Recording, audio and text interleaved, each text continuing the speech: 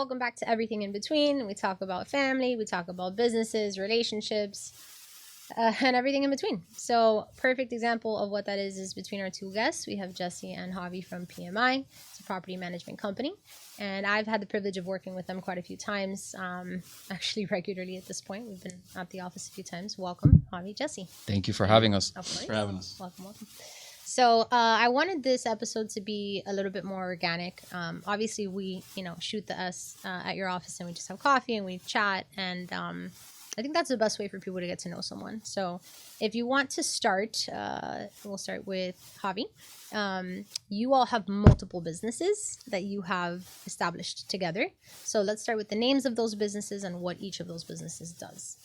So we identify ourselves as the Simplified Companies. Okay. It's a full residential firm, and we initially started with a mortgage company, Simple Home Loans. Okay.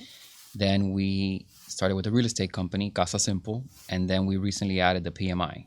Okay. Basically, the idea is to offer all real estate services across the board. Simple Home Loans has been around for about 7 years. Okay. Casa Simple's been around for 3, and PMI's been around for about 2 years now. And Casa Simple is the lending? The real estate brokerage. The real estate brokerage. Okay. All right. So you do the home loans, real estate brokerage, and then PMI now, which is the latest venture. And all three of these businesses, both of you established together. So, Jesse, if you want to jump in, right? This ties into friends in business. How did you meet, right? First of all, and then how did that lead to your first business venture? Well, this was like over 11 years ago, I think it was. Yeah. I was a loan officer, got really busy, and, I wanted to grow my team. And I was like, I really needed somebody to help me. My business was growing, and the insurance agent we do a lot of business with was like, look, man, I got this superstar kid, man. You gotta talk to this guy. And I don't know what you gotta do, but you gotta get him. Okay. And I was like, okay, cool. And I met him. I was like, hey, how old are you? He was like late 20s at the time. And he was awesome. It was like, we worked it. He processed the loans. I went and got the loans. Eventually, he became so good at getting loans himself in his own business that he rose up from that, and it's been roller coaster ever since. And he kind of took off, where he kind of left me in the dust there for a little bit. Okay. Still. So this was so you met through someone that recommended him. Correct. And then he started rocking and rolling, but at that point, was your business already established, or that's just how you met? No, that's how we met. Okay. I worked for a company, Mm-hmm. and I needed help. So Okay. it was like he worked for another company doing the same thing. I was like, hey, why don't we just team up and you do this and I do that, and For your own company, or still for the company that you for the company we worked gotcha. for, yeah. Okay. And then as we were like that, and then it was we grew to a point where we had our own branch Okay. of the company in Miami Lakes, and then at that point, we were both handling 50% of everything, and so it was originating through closing, doing everything A to Z. Wow. For my files, and he was doing his A to Z, his files, plus managing P&L and all the other people that were in the branch, and we got to like 30 people at one point. Wow.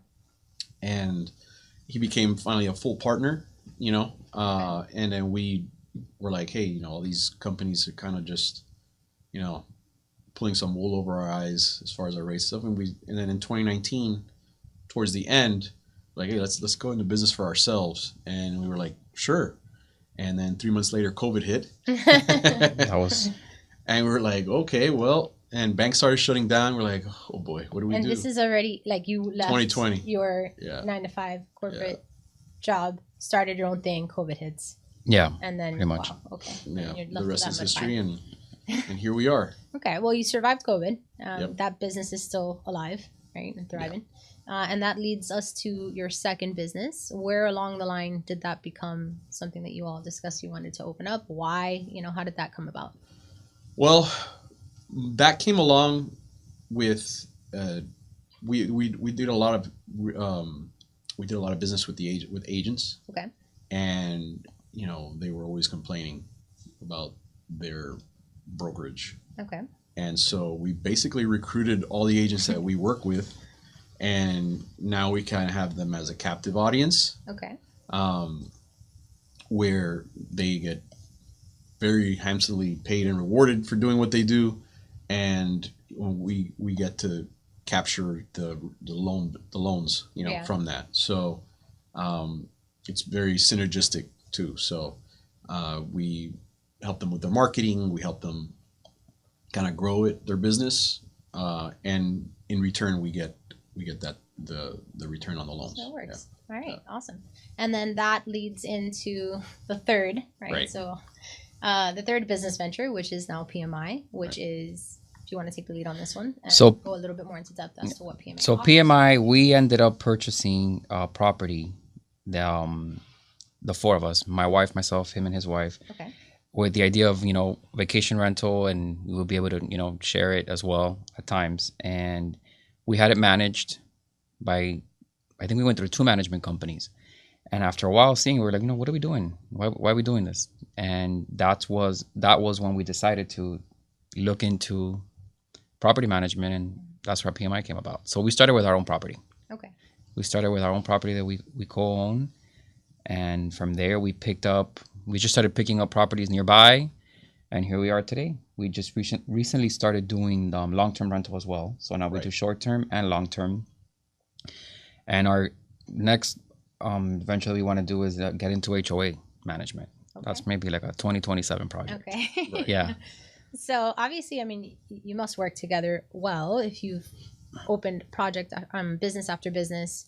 You mentioned your wives, vacation home together. So this has turned into a friendship, would you say? Yes. Right. Yeah, he's the godfather of my son, Pretty and his close wife. friendship, His okay. wife is the godmother to my daughter. So Okay. Yeah. yeah, pretty Amazing. close. And did your wives know each other prior to y'all? No. No, Okay, the four of us have really gotten a nice friendship out of Yeah, it. that's amazing. That's beautiful. Yeah. I think that's super important because I've mentioned this on prior podcasts, right? Unfortunately, we've lost friendships through business ventures that we've gotten into. We have 2. Yeah. Well, you want to talk about it? You don't have to name names. No, I mean it's hard. It's hard to trust someone, and that's that's the name of the game. So Yeah. one thing that keeps us going is we're really honest with each other, and when he doesn't like something, he tells me. When I don't like something, he tells me. I mean, we argue a lot, but it's always the goal is the same, right? So Yeah. we've been together now 11 years, so it's one of those things where communication is a big thing.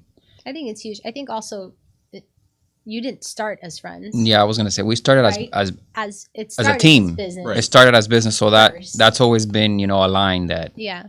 it And started as business. I think that 100%. and then the problem I think that we face is that when you do start as friends, I think people can expect a certain version of you, and they expect a little bit more lenience, and they expect a little less accountability.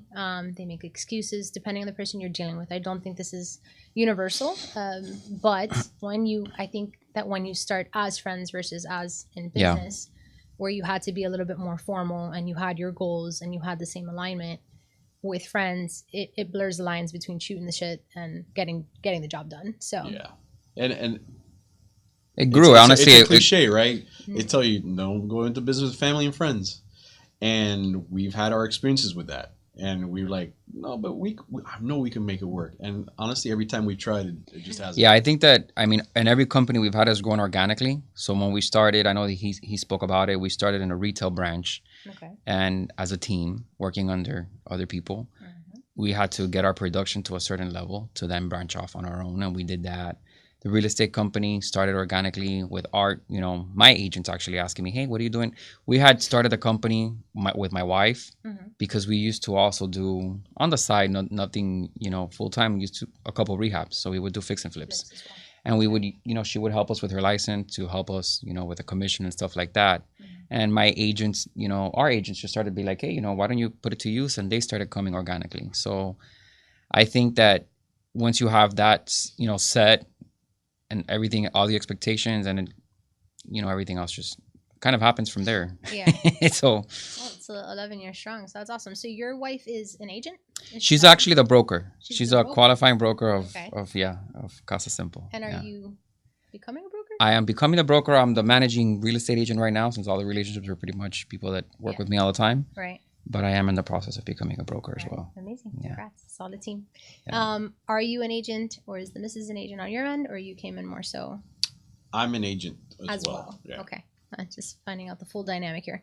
Yeah. What would you say is, well, survived COVID, but well, you said you were also lending in prior conversations we had in like 07, 08 timeframe as well. Yes. You were involved in the lending market.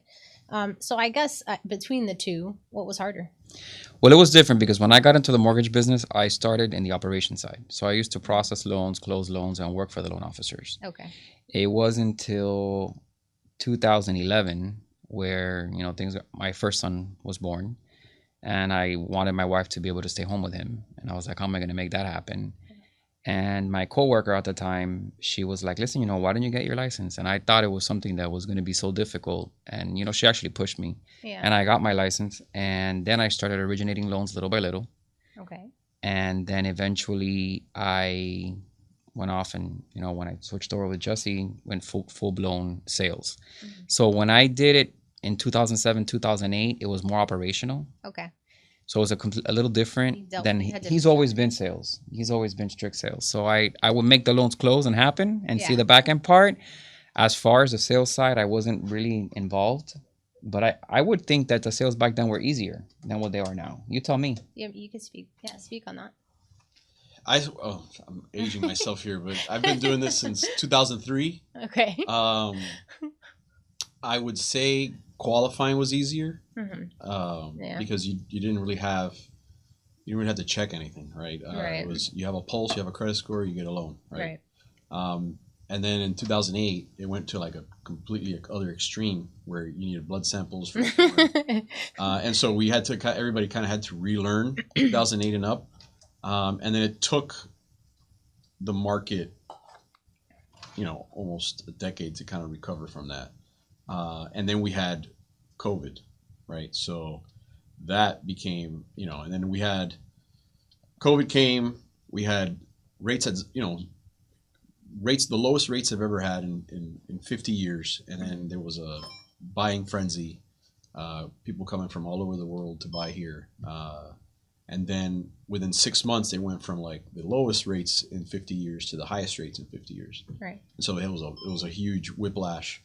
And so, dealing with that, most of the stuff we deal with on a daily basis in our business is the volatility behind it, right? So, the idea for PMI was in real estate and mortgages, it's all transaction based, right? So you get here, you go out and you hunt some, you get a deal, you close it. I can, you eat from that. Right. On the property management, we wanted to add something recurring revenue, where we could build it, and you get a client once and you service them for more consistent residual income. Yeah. Okay. And that's it could kind of feed, because most of the dealing with investors, an average hold for a property is 5 years. There's that type of return business. There's I forgot the name of that Residual? No, when you swap a property. 1031 exchange? 1031 exchanges. There you go. Okay. Yeah, there's some of those too. And so that's kind of what we're focused on. Okay. That's awesome. So you got multiple sources of income between the businesses. Obviously, you have like the bigger sales, the whales, and then you have the fillers, which is where the property management comes in consistently, because we need some consistency. I don't know if either of you know this, but I was in finance. I was in a fintech prior to getting into Homestretch. Completely different animals, just personal and business loans, obviously. And I was only there for like 3 years more recently, so I didn't have to live through. COVID, yes, but whole different animal. So full circle on the things that you offer. Backtracking to the missus, or both of you, because you're both fathers, correct? Yes. Both fathers, husbands, in business. And then you have the missus. It sounds like they've been involved in the business in one facet or another. So what do they do? What do the wives do, if you want to start? My wife, she's a broker. You know, she does some real estate, but mainly right now she's really focusing on the kids. The kids are getting older. My kids are bigger than his. I have my oldest is 14 in high school. Is going to be 15 next month, and the little one's 11. So she's kind of going through, what am I going to do now? Yeah, you know, like I want to get back to doing something. Yeah. You know, yeah. But she's pretty much trying to figure all that out and what venture she's going to go on. Right? Yeah, but it was great to have her home take care of the kids, to be honest with you. How else do you do it? You know, it's you gotta So. you gotta have it. So me, obviously being a new mom, and the struggle between those two things, I think that's amazing that she did have the opportunity to do that, and now that they're older and she can go back to the things that she wants to do that maybe she's passionate about, but business wise, because I know obviously family is, for me, is the biggest thing, and the only reason I'm doing this is so I can buy more time to be with my daughter, right? So that's incredible. Being a mama at home taking care of your kids, I think is extremely important. I think it's invaluable, and it's incredible that she did have the opportunity to do it. So, and for you, how's the missus? Good. I mean, my wife is she's a nurse practitioner. Okay. She's been doing that for almost a decade now. Wow. But half that decade, the last 5 years, she's been mostly at home taking care of the kids. You know, she works a couple shifts here and there to kind of keep that tool sharpened. But yeah, now we're finally, you know, I have a 5-year-old and I have a 2-year-old. Wow. So now in August they both start at the same school, so she's gonna have a lot more time. Right. You know? So she's looking at like, oh, I can finally get my life back. Right.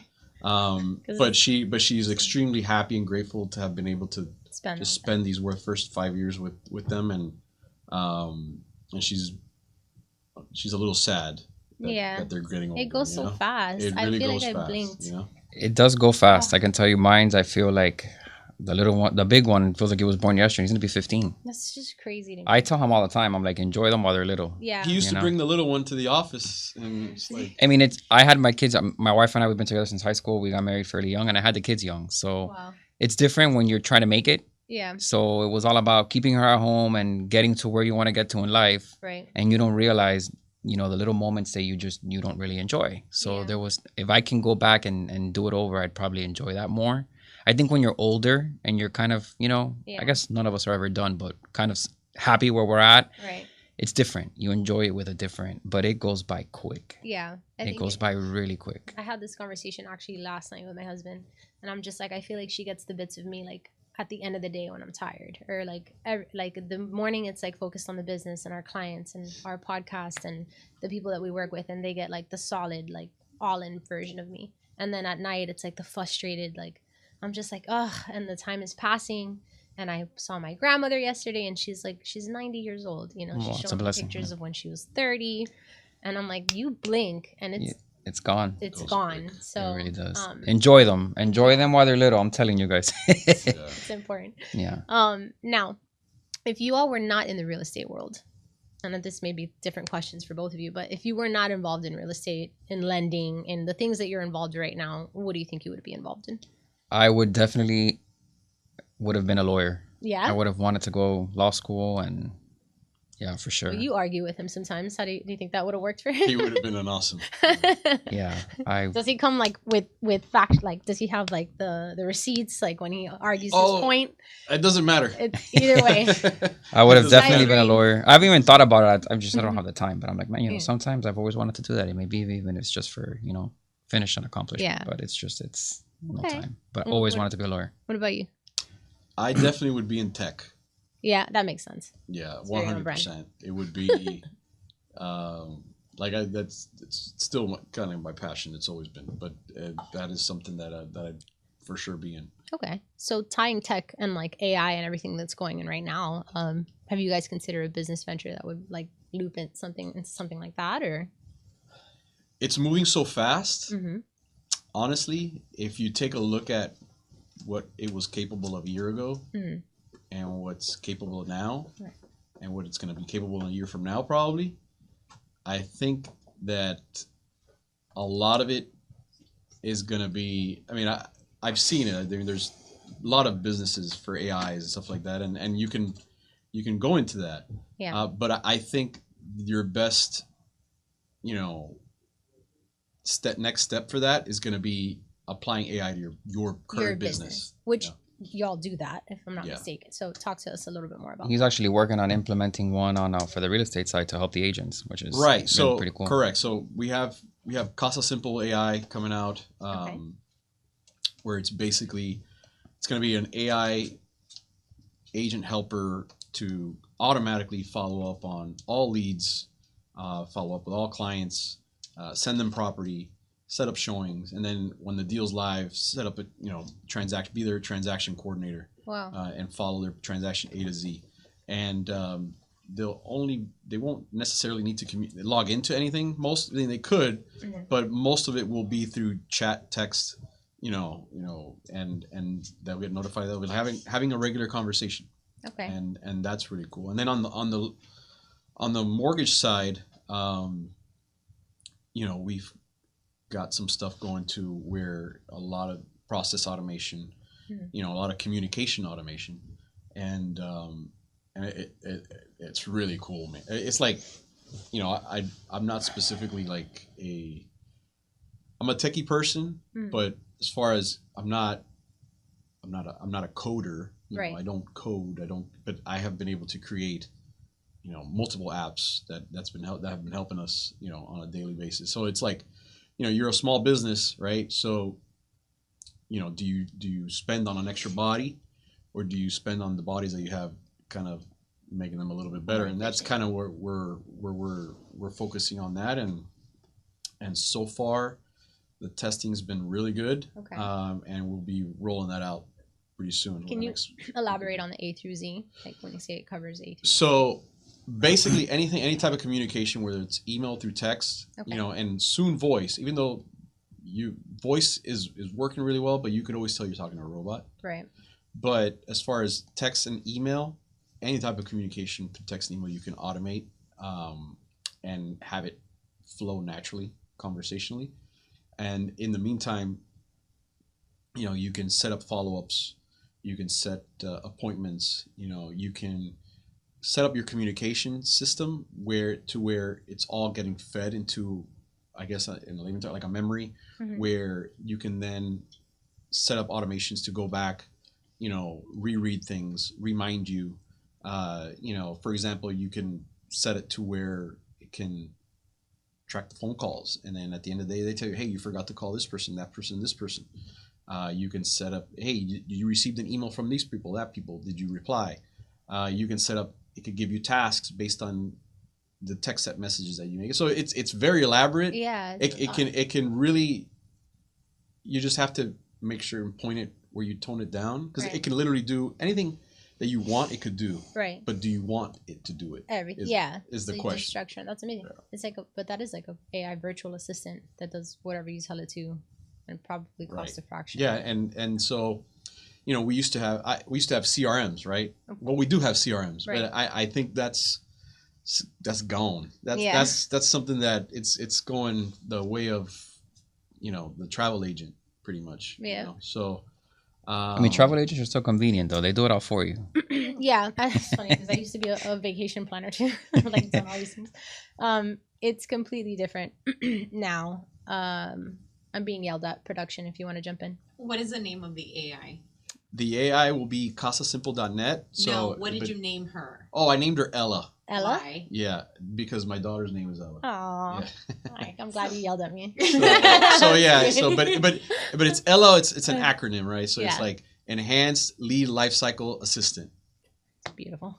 Ties in. He ties it in pretty cool. Yeah, and when he showed me that, like me and Jesse go hard, like against each other, like, oh, what are you doing? What are you doing? So what he's sort of like, okay. Yeah. So, but yeah, Ella's a personal real estate assistant, and real estate transaction coordinator, reads your emails, sends out emails, everybody in the transaction, and it kind of, will let give you a recap, like, hey, the insurance is still not back yet on this file, the inspection is still not back, and then it'll follow up with all the parties involved, as long as all the information. Is this something that similar businesses, like same business model, they offer this benefit, or this is going to be an extra benefit that you have that separates you from them?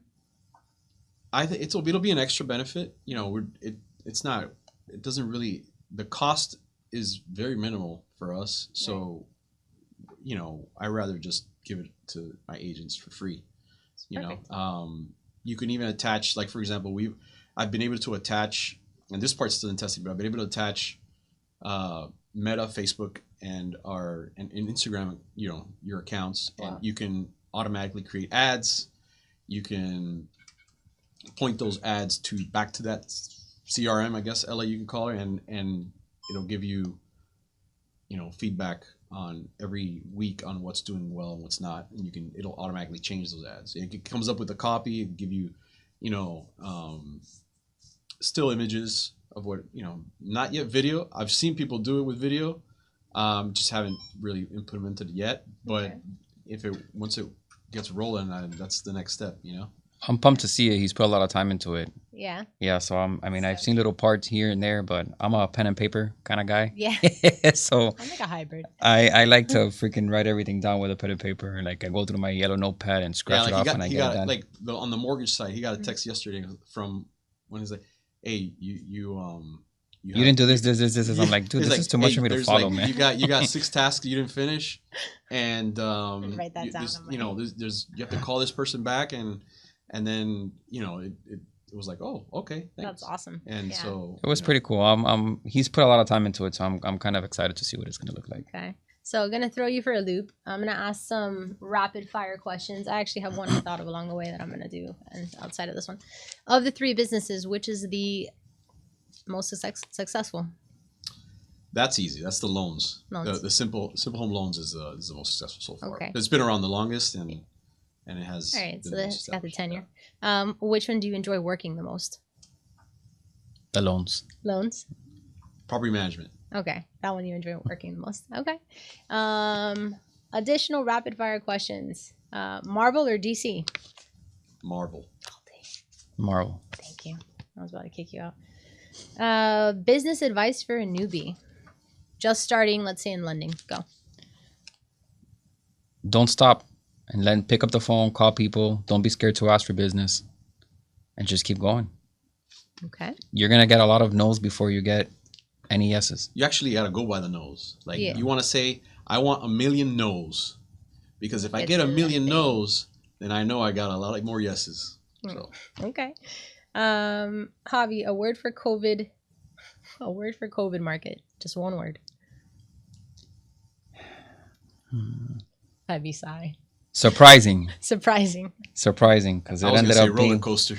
It ended up being like amazing at the end, but it was that's why I say surprising. Okay, good one. Jesse, a word for 2008 market. I can't say bad words on this, but we can beep it. It's okay. Beep. We can say beep. I'll just say beep then. Amazing. All right, y'all. Well, thank you so much for your time. Thank you for being here. I'm excited to continue working with both of you along all 3 businesses. It looks like you've built something really beautiful. So congratulations. Thank you. That can be really hard, especially the duration that you've been in it while raising a family and maintaining this friendship. So congrats to you. I hope that you continue to have success. And thank you so much for joining us on Everything Between. We will see you on the next one.